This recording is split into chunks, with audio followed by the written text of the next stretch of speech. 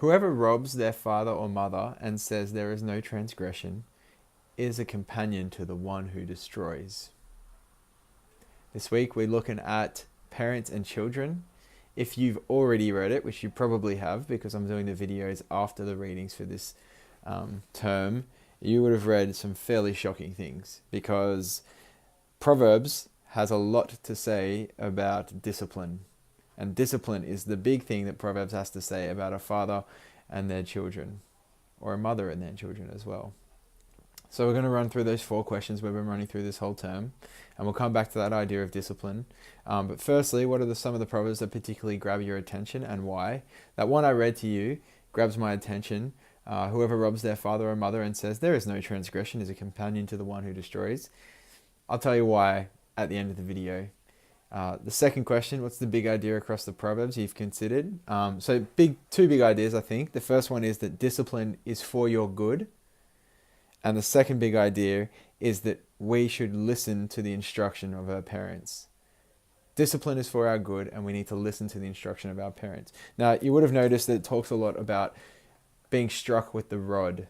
The rod is the kind of image of discipline that Proverbs uses, and that's kind of been controversial throughout the history.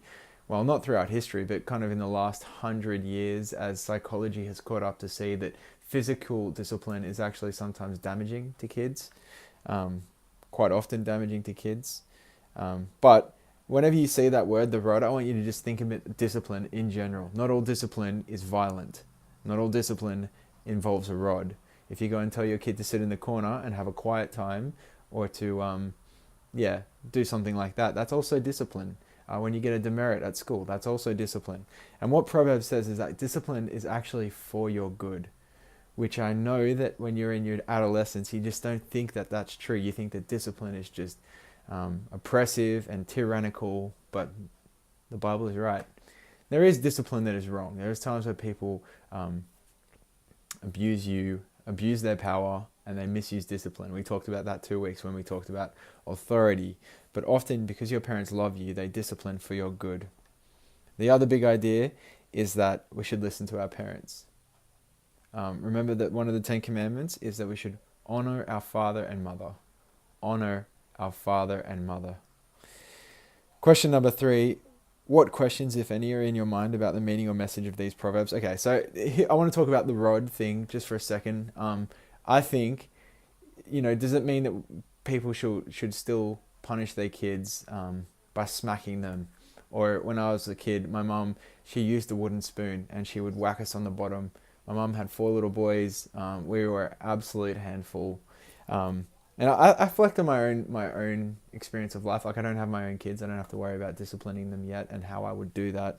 But my parents, like I said, they would whack us with a wooden spoon. Or Dad, he would just use his hand. And I never doubted that they loved me. I never doubted that they cared about me. I never didn't think that discipline was for my good, but whoever does. But I'm definitely not ruined by what they did. So even though they use that physical form of discipline, and whether that's a good thing or a bad thing, I'm not sure, it didn't ruin me. That's what I know. So I just want to say that it didn't ruin me. So that was one of the questions I had. And as I thought about it more, I actually saw it's not as big a deal as I thought it was initially.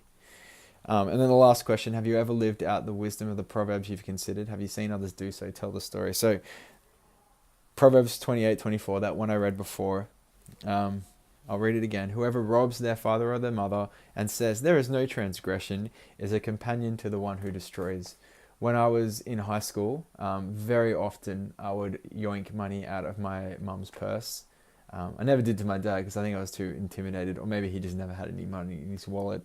Or the other thing that I would do is that mum would give me money to buy a new shirt from the uniform shop or something like that, and I would just not give her the change, which was essentially robbing from her. And I justified it to myself, like, oh, it's all right because I'm buying food for myself. They need to feed me. My parents need to feed me. But this is what the proverb says. Whenever you rob from your parents and you say, there is no transgression, I've done nothing wrong, it's okay, it's justified, that person is a companion to the one who destroys.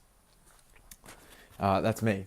Companion to the one who destroys. And I think that I see that now. And Mum and Dad, if you're watching this, which you're probably not, I'm very sorry for that. And hopefully I can make it up to you. Anyway, That was this week, looking at parents and children. If you got more questions, feel free to ask.